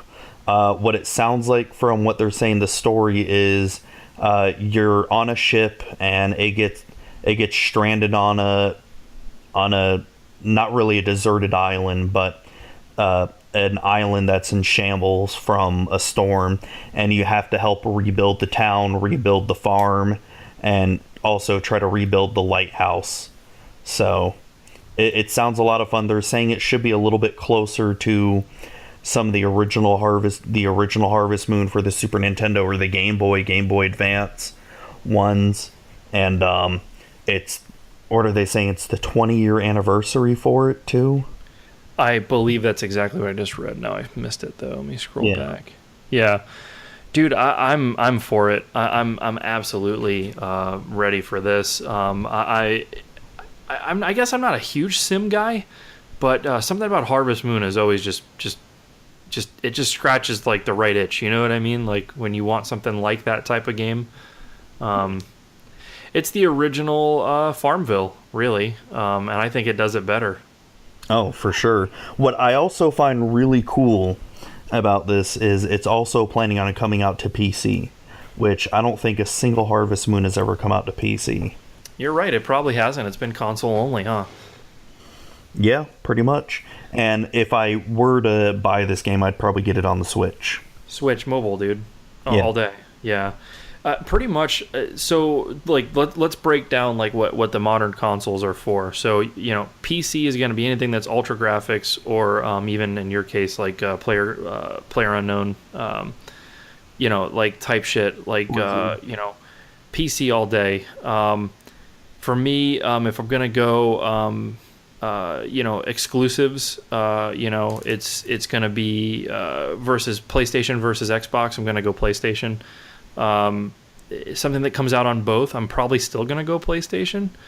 And then the thing is that Nintendo is gonna start stealing all that away, right? Because for me at least, because it's portable. So what are we gonna see? What are we going to start giving up that we would normally pick up on the PS4 or the Xbox or the computer, that just simply it being portable, maybe not even the best version of the game? I think they're really hitting the money here, man. I think Nintendo's really getting on a sweet spot with this. I hope so, man, and I hope the momentum keeps up for it. Like I said, we're still really, really into its infancy of its life, and I just hope it keeps up with it. I don't want it to die out like the Wii U did. I don't know how accurate this is, because I did hear it on Pat Contry's podcast, but he said that it could possibly be on track to outsell the Wii U's 4-year lifespan by the end of the year, after holiday hits. That's awesome. Yeah, so if that doesn't get the attention of third-party developers, not sure what will, man, but that would definitely help, I'm sure. Yeah. So our last story of the night, I don't know, have you ever played Destiny? I don't think you have. So, no, I have. I don't have it. Okay. I've share played it with my buddy Vic, and I've seen gameplay and stuff like that, and I actually thought about getting it at one point, but I felt like I was too far behind. But no, I'm familiar with it. No, so I've played Destiny 1. I've beaten all the single-player stuff, from the base game all the way up to the latest expansion, and I enjoyed the game for what it was. It's a pretty fun game, and so they announced that Destiny 2 is coming out later this year, and I honestly had no interest in the game at all. It wasn't until that Mike Morhaime, president of Blizzard, basically stated that Destiny 2 is coming out on Battle.net. It says exclusively. Wow. And now I am super pumped about the game. And the reason for that is, it's actually... It's Blizzard. That's why you're pumped. Okay, it's fair. You understand, Matt. Of course, yeah. Well, no, it actually makes perfect sense for it. Why not have Activision utilize Blizzard servers for the PC version of the game? And Blizzard servers are always on point. You know what? That's true, bro. That is really true. And it just makes perfect sense for Destiny 2 to be on it, and now I'm going to buy it for the PC. I'm just trying to read here. Some people aren't happy about it, although you made a really good point, though, just now, that their servers are on point, and they are quite reliable. I mean, through all the time that I played Diablo 3, I can't think of one time that I got booted while I was actually playing. Well, you never played when the game first came out. No, I had it when it first came out. Maybe it did initially. Well, no, like the first 48 to 72 hours, the game was unplayable. Okay, but let's go ahead and just discard that completely, because I don't know any game that does well in that time frame. But yeah, certainly not EA. World of Warcraft now. Even when a new expansion of World of Warcraft comes out, the servers still get overcrowded. Well, I mean, what's their active user base, like 60 million or something stupid like that? So no, World of Warcraft's not that high anymore. It's less than 10 million players nowadays, but that's still a shit ton for an MMO. God, except for games when they come out on the console, like your Battlefields or your Call of Duties, like that's gotta probably destroy all those in numbers, because those might hit those numbers in the first few weeks, but they don't stay there. You know? They can't sustain it. No, not at all.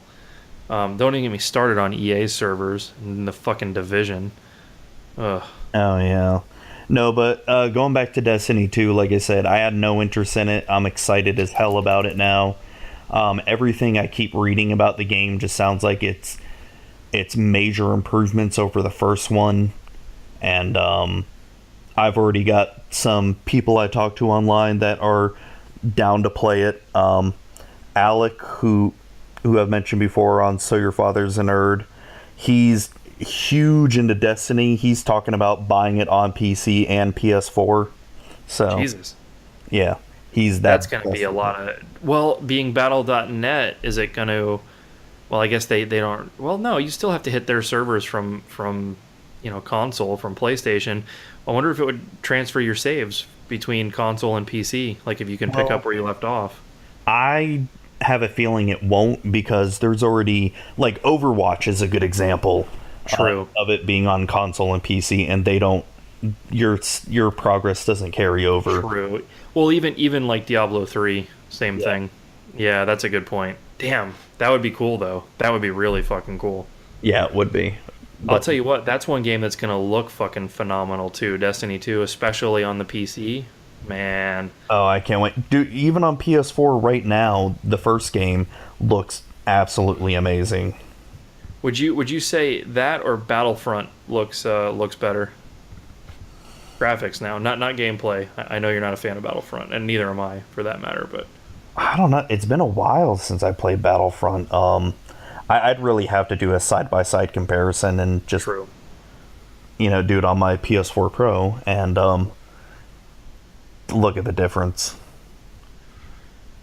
So, yeah, no, I don't know why, but I just remember Destiny looking really, really phenomenal, and I remember getting that same feeling and experience when I played Battlefront for the first time as well.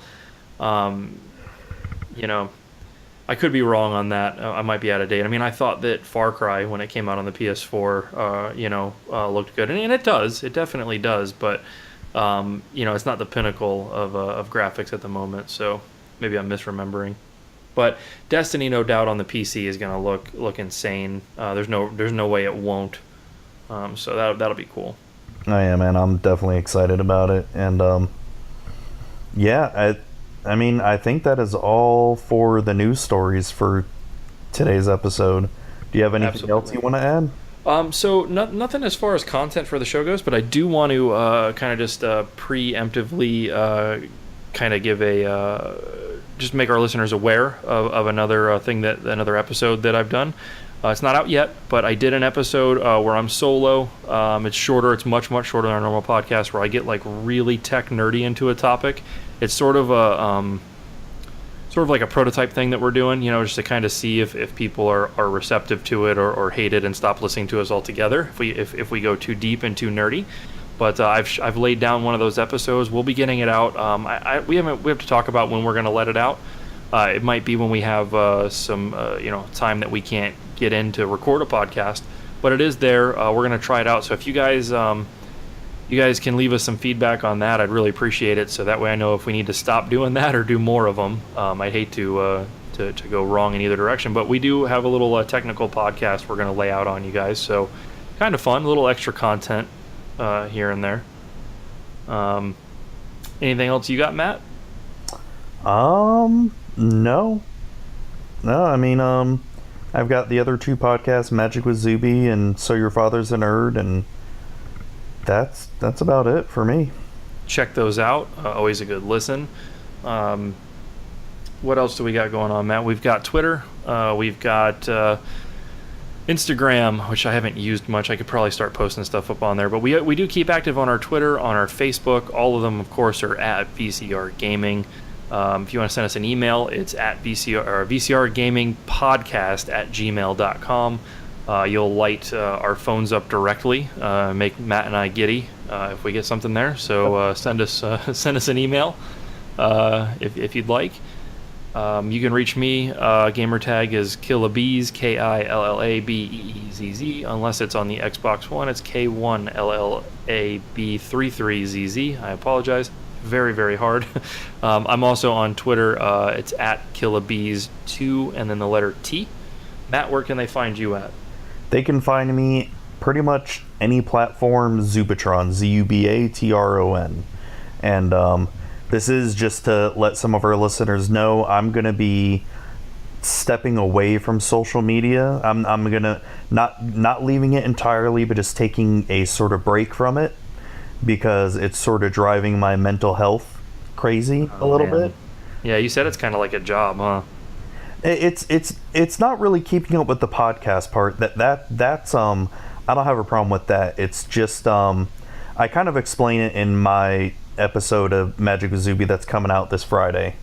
Ah, there you go. So if you want to know why Zuby has given up on the social media life, you have to check that out. Yeah. So, yeah. Other than that, I mean, you can send me messages on Twitter and I'll try to respond. And that's pretty much it for me. Excellent. Well, there's another one in the books. We'll get this out to everybody. So until next time, thank you everybody for listening, and we'll talk to you then. All right. Have a good night, everybody.